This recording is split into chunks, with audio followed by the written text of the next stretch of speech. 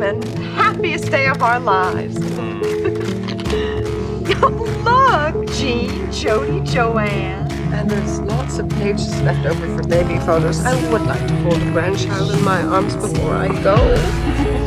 Angela, we really should be getting you home. I'll take her. No. You stay, relax, enjoy yourself. Your favorite show will be coming on.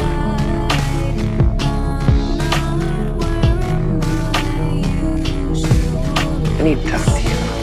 But let's go outside. Oh, I'd love to, but I'm really late. What's your rush? Surgery.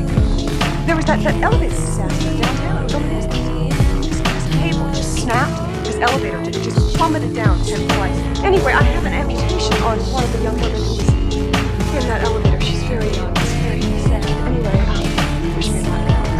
I'll cross my fingers.